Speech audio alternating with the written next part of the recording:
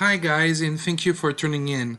I'm just going to show you how the module of simulation work in our software Predictive POS. So you just open up your favorite web browser and you select the correct URL. You connect using your ID and password, and then you reach the platform when you have the different analysis.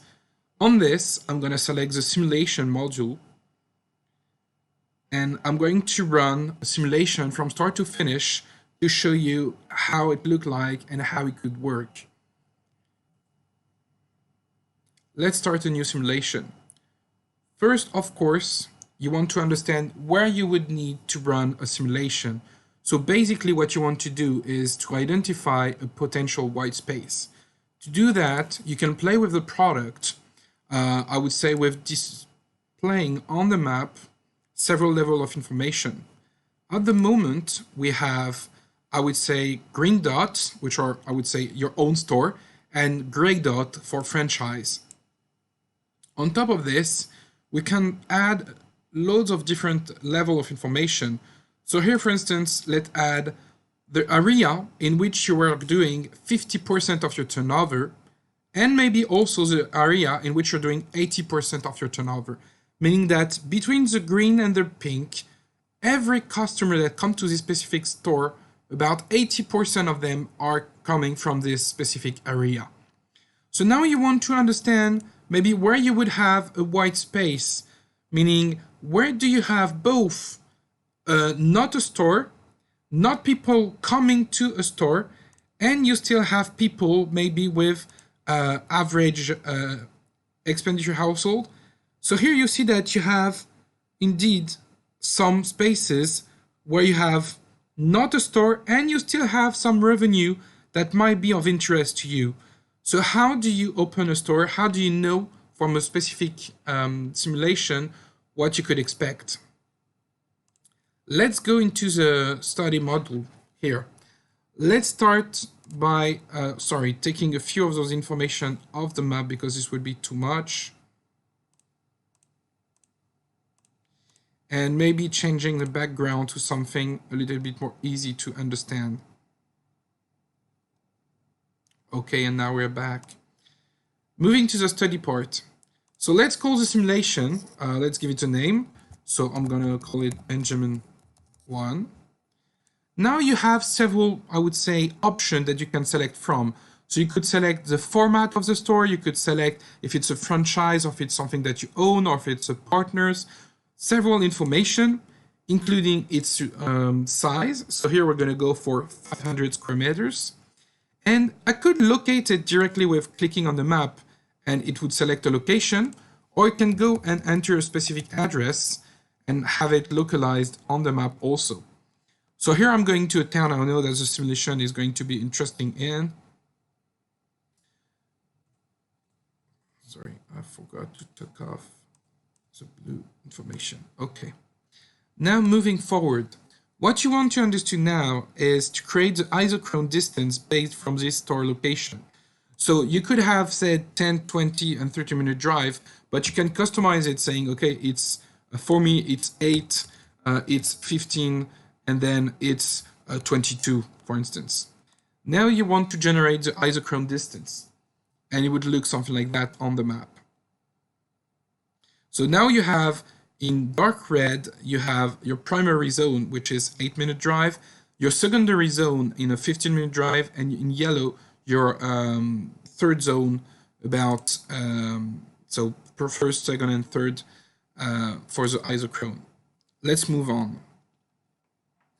Now we want to understand the competition. You want to study the competition in the area. So we select a zone for this area, radius. Here we've set it up to 10 kilometers, but maybe you want to study it on 15 kilometers. So what sort of competition do you have? So here you have a table with all your competition. You could just select the one that are primary competitors, the one that are secondary competitors, or all the competitors all together, and you can have them located on the map to try and understand that, for instance, at the moment, the simulation I'm running, you see that the simulation is both between the two competitors that I have. Let's imagine that you know more than you have in your database. Most of the time, people on the field, people trying to run those kind of simulation have knowledge that aren't necessarily in the database.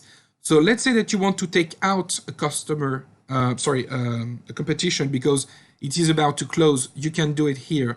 Or let's say that you want to add one, here you have delete, or you want to add one because you know that another one is opening up soon. Here again, you have the plus button to help you add another competitors. Now that you've studied the competition around, let's move on. Now that you have those, you have the first numbers based on your isochron distance. Okay, so in your first zone, second zone, third zone, here you have the number of household. How many people live in this area? How many people that are going to spend money? And what is their average revenue? Meaning that with how many people and how many revenue they have, you can have an idea of what sort of turnover you could expect. Now the simulation has run its course to understand the different zone that you're working with. Of course, again, everyone can edit saying, okay, from my own expertise, the area that I've just selected isn't something that is supposed to be in the secondary zone because for some reason, this one is actually belonging to the first zone. So I want to change it because my expertise come on top of the tool and help me understand a better zonage of what I'm trying to achieve. So here you see that you can still make some selection manually. Let's continue and move on. Now we're on step 5 to 6 and we can start to understand and see some numbers with potential turnover.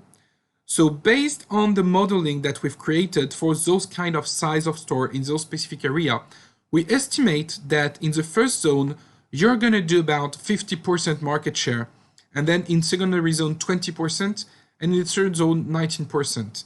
And all of those adds up to say that you're going to have a potential turnover of that much, 12 million.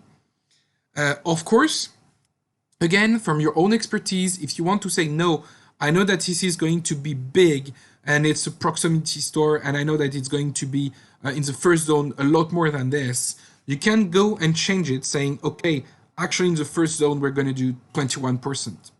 You still are going to have the number coming from the model so that at the management level, you'll know that you had something prescribed by the tool and you decided to go with something else because you can see here the tool between your own expertise and you will have the two numbers.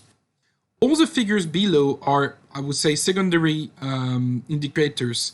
Indicators about a number of people coming outside of the zone, number of people having secondary houses, so they won't have the same level of expenditure that a usual resident would have, something like that.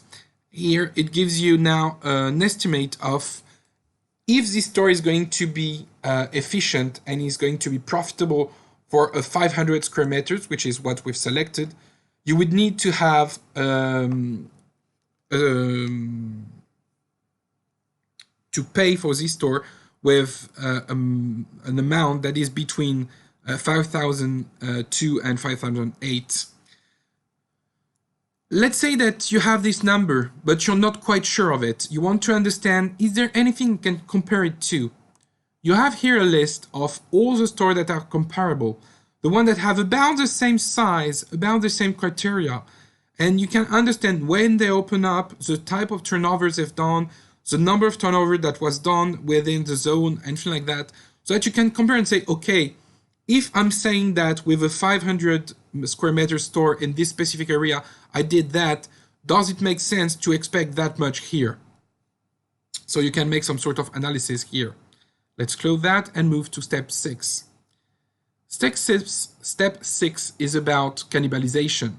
So here it would give you information on, from the store that are located nearby, this specific location, what should you expect in terms of cannibalization?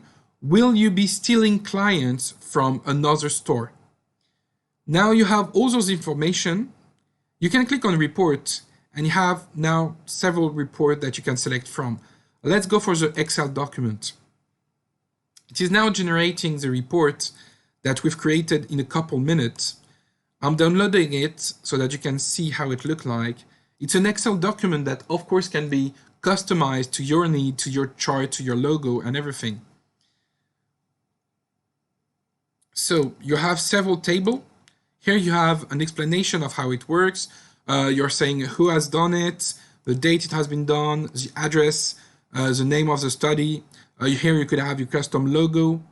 And then moving on, you would have information on all the area that are concerned by this, the competition that you have in the area from primary and secondary zone, the population that you have in the area with number of household, number of revenue, several socioeconomic indicators that you have.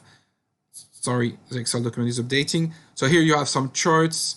You have about nature of household. If there are more about people living there all year long, people that are just coming for holidays, something like that. All the information are here. Then where is the turnover coming from? Each here we are using iris, but it could be zip code, it could be anything to your own level, saying, okay, from this specific area, we estimate that that much customer are going to come and are going to bring that much money. List of all the stores that are nearby or that can be, I would say, compared to what you're trying to create here. So you see here that you have about the same square feet of stores, and here you have the turnover that were made for all those different locations. You have the list of cannibalized store. Here you don't have any, but if you had any, you would have taken out that money out of the turnover. And here you have, I would say, a resume of all that we've done, number of household, number of population, potential, expenditure, and what you should expect in terms of in worst case scenario and in max case scenario. All of those, of course, can be customized to your need. And this, guys, is how you run a simulation using the Predictive POS tool of Galigeo. If you have questions, you can contact us in the comment below, or you can contact us directly at contact@galigeo.com. Thank you for tuning in and hope to talk to you soon. Bye-bye.